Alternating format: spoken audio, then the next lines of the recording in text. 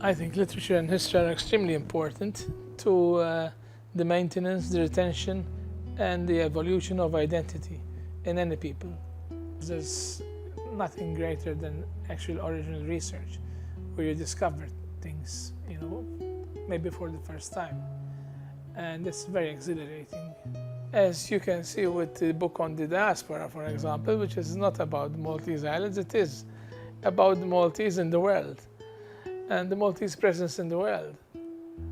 It's really edifying, I think, that somebody else picks up the pieces, and in this case, in a big way, because I was really honored by this award and by the chair which went up when it was announced at the Musa.